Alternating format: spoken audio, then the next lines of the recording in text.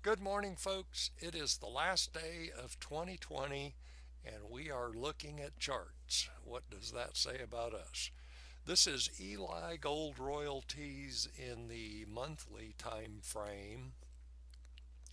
And the key points are a number of interesting things going on in this chart, but I think the key point is that this stock went from 20 cents to $2 in 2020. That's a tenfold movement. That's a 10 bagger, 1,000%. And so, not surprising when a stock makes a dramatic move like that, that it would need to pull back, digest, kind of assimilate this scale of movement. And so in this first chart, I've applied the Fibonacci retracement tool. And what I see is that it looks like we've got a 62% fib retracement of this big dramatic move in 2020. And so now, let's be clear, these aren't particularly bullish candlesticks, and so I'm not saying that that's a bottom or a tradable bottom. I'm just pointing out that using the fib retracement tool, that's a likely area for price to find support and do at least a relief rally, if not a full reversal to the upside. And of course, that's what my bullish bias. That's exactly what I'm expecting is a bullish reversal to the upside. Um, and so that's the key thing that the fib retracement tool does for us, is that when we have an uptrend, or we assume that we have an uptrend, and we acknowledge that the market breathes in, the market breathes out, and so part of a healthy uptrend is price corrections along the way, and so fib retracement lets us estimate or predict where price might find support in those corrections, and then continue the previous trend, which of course is up. Uh, Volume looks good. We've got volume increasing as price increases, and then volume pulling back as price pulls back. It's exactly what we want to see in an uptrend. Accumulation distribution, obviously the stock was under heavy accumulation. It peaked. Some investors, I'd call them weak hands, have bail, or traders. We don't have to be negative. Anyway, for whatever reason, they decided to take profits at that point and move on. Um, and yet, we still have a healthy investor base here in the stock. MACD, this the stock with a big dramatic movement like that, the indicators get blown out of whack. And so all we can really say there is that, price got very overbought, which we already knew, and MACD's kind of undecided at this point. So stochastics, obviously, very elevated energy momentum as the price rally unfolded. And now that energy has declined some, but still elevated. So there's fib retracement in the monthly. That's the monthly time frame, if I didn't make that clear already. Let's. This is still monthly time frame. Now we're looking at fib extension. And so the fib extension, it kind of lets us continue from the fib retracement. So now we believe that price is in an uptrend. The fib retracement just showed us where price might find support in a pullback before it continues the uptrend. Now the fib extension lets us estimate or predict where that assumed uptrend might run into resistance, run out of energy, and do something different. And as traders, the real key is where do we take profits or exit our trade. And so again, fib extension in the monthly time frame. So we need 3 pivot points to apply this tool, and I've indicated them A, B, C. And so C, this is our assumed, we're assuming in this case that this is a price bottom, a tradable price bottom at C, and now fib extension is giving us a 4th pivot point, a potential pivot point, as to where price might decide to do something different. Now, whether that's just a pullback before it continues or whether that's a reversal to the downside, only time can tell. But this is the key with the fib extension tool, is we're looking for this 4th pivot point where we might set a price target. And in this case, we get, there's our 3 targets, 229, that's the 786 extension of the ABC pattern. A full 1-for-1, that gives us 264. And then if price wants to continue running, we really get a excitement going in the bull market, might run all the way up here to 364. So, and of course we'll be watching that as it unfolds. And we're in the monthly time frame. We're just looking big picture stuff here. Now let's drop down. We're in the weekly time frame at this point. And my key point here is that potentially price has changed behavior at this vertical line, which is December of 20. So basically at the start of what I am suggesting in this weekly chart is that in the first week of December, behavior changed in Ely Gold.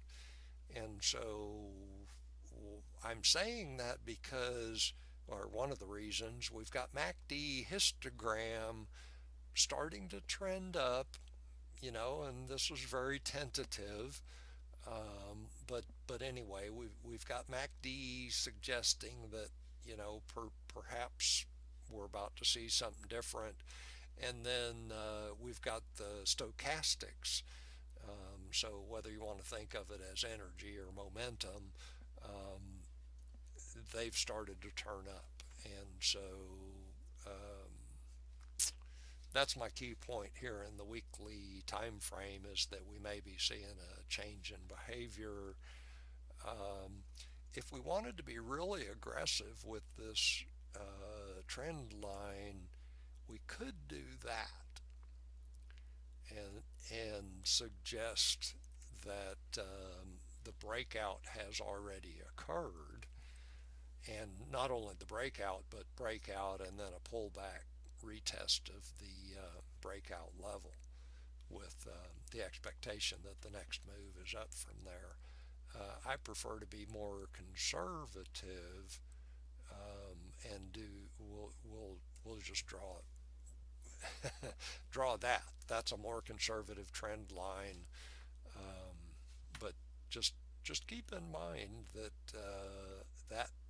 that is potentially what's going on here. The breakout has already occurred. Now let's drop down to the daily time frame. I hadn't pointed those out yet. So on the Canadian markets, this stock symbol is ELY, and then in the US, the over-the-counter ELYGF. So there's the symbol that we're looking at. A couple of interesting things here in the daily time frame. Back in September, we got this capitulation sell-off. we had price had established this support level. There's, breakthrough support, rally support, rally support, rally support. And then when that support level breaks, notice that we get this big spike in volume. So, well, that spike in volume, that's a capitulation sell-off. The weak hands are basically, they're puking their shares into the market. Oh my God, the sky is falling. Um, get me out at any price. And of course, that's exactly what the market does. And interestingly, ran price back down to the 200-day moving average.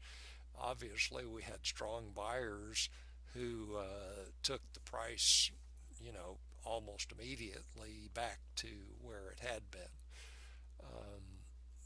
Now we continued to bump lower, and actually this support level became resistance. And so here we are, we're testing from below, the test fails, test from below, test fails, test fail.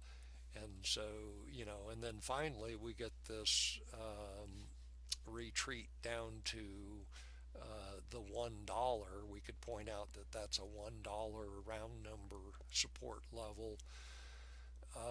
What's more interesting is that if we look at this as there's a low, there's a high, well, now we got a higher low, higher high.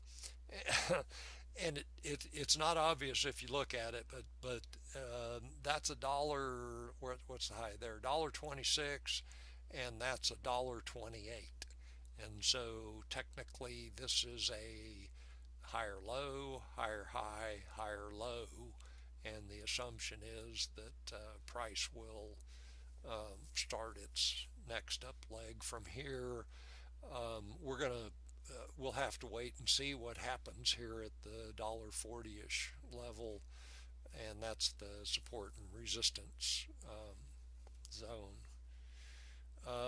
Another interesting thing in this daily chart is that back here, when we got our capitulation sell-off, that pushed MACD to a low, or what I would suggest is a low, and now we've got MACD in this gentle uptrend, even though price continued to bump lower and bump sideways, however you want to look at that, lower, sideways. The point is that we have a divergence between MACD trending up and price trending down or sideways. And not always, don't bet the farm on this, but sometimes divergences between MACD and price mark a change in trend. And so that's a potential in this chart. So this company is interesting, as I've said. So one of the things I find interesting about Ely Gold is that they have a two-pronged approach to this secular gold bull market. The first prong is to assemble prospective land packages near existing mines. That's not a bad strategy. It's like, hey, those guys found gold over there.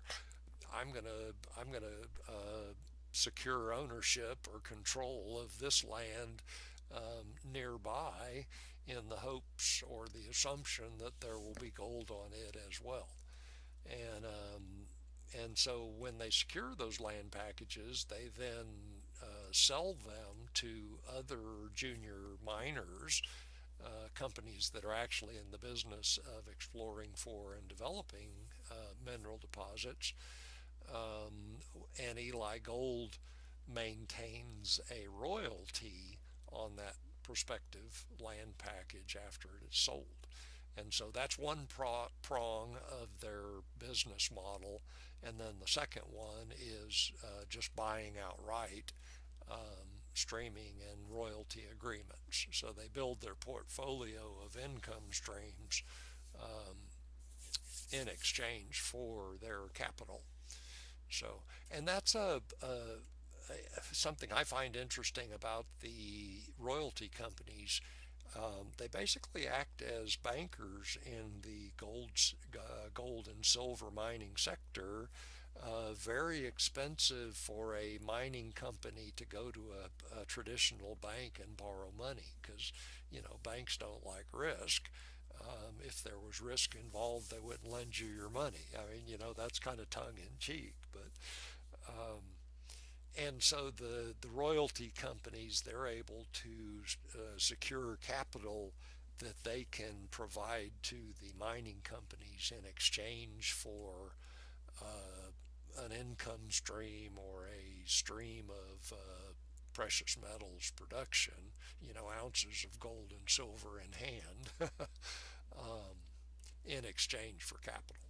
So, um, and the benefit of that business model is that the royalty streaming company, they benefit from production if it happens, while avoiding the cost and risk of the development stage. It's a multi-year process to get a prospective land package to a producing mine. That's a long road to walk down, and so Ely Gold is avoiding that cost and risk. So let's see. Um, so I'd like to point out a couple of things in their. This is the corporate presentation, and it's a good one. I suggest that you go look at it. Um, One of the things that they repeat several times during their presentation is that the royalty companies in their early stages exhibit or experience dramatic growth. And I can't speak to that. I haven't done my due diligence yet on that point. And so I'm just going to report on it here. It makes some sense. You think about a new royalty company. Well, so maybe they start with one or two income streams, and then a couple of years later, they've built that up to 10 or 12, and then it's, 20, 30, whatever. From an investor perspective, the more income streams that royalty company has, the lower my perceived risk is. And so makes some sense to me that a royalty company is going to have a higher growth rate in the early years as it compensates those early investors for their higher risk. So the point I want to make here in this slide is that Ely Gold is focused on Nevada. And so as U.S. investors, it's kind of nice to think that, okay, my investment money is being used in the United States. It's not going to a mine in Turkey or Kazakhstan or, wherever. It's right here in Nevada. And so that's one asset, one facet of this company that I like. Let's pop down here to slide 12. And so this is where Ely Gold is showing, okay, these are the assets in our portfolio. Obviously, they consider 12 of their assets to be key. 9 of them are at currently producing mines. And you can see that they've got a hundred assets total. And this is kind of a reiteration of the point I was making earlier. Ely Gold has a two-pronged strategy. One is to develop and sell prospective gold properties, and that's what we see here. They've got 25 of those currently on the market. And so new exploration development companies can obtain one of these properties as a starting point. And again, I really like this business model. Ely Gold gets to benefit from the secular bull market in gold while minimizing their risk. Um, so anyway, that's that slide. And let's see here. This I like this slide as well. And in particular, this is it's answering the age-old question, what have you done for me lately? Well, so in 2020, Ely Gold added 17 new royalties. These are potential income streams, and then added another 16 properties for sale. And so, of their two-prong approach to business, they're taking aggressive action on both prongs. And so, if you're looking for aggressive signs of an aggressive growth, there you go. And let's see. Oh, and then also wanted to point out in this slide.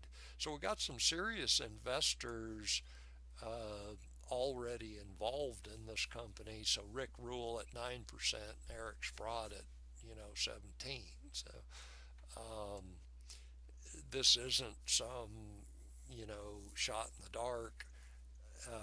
We've got some other serious investors already involved in this company, which is another um, warm fuzzy about this stock. So let's see. Da, da, da, da, da. That is really all I had on this. And I apologize for going so long, folks. Obviously, I'm just rambling this morning, but I really like this stock, and so. Um, and then this is just kind of bonus. Gold, as we have been enjoying our Christmas dinners and getting ready for the new year, of course, today, um, gold is just kind of stealthily sneaking higher. Um, I call that kind of a stealth breakout yesterday, and now it's continuing today. So that's interesting. And then a nice day. This is GDXJ. That's my proxy for the mining stocks. And again, yesterday, this nice break higher. Um, this is a 4 month long downtrending price channel, and so we've had a couple of attempts to break out of this downtrend. There's the most recent failed attempt. We got to pull back all the way to the support level. Now price is pushing higher, and yesterday we got a nice bullish candle, push through resistance, and now follow through today. So really nice action, folks. Happy New Year. We're closing up 2020. That feels good. I'm looking forward to a very profitable 2021. Uh, Look forward to sharing that with you. Happy New Year.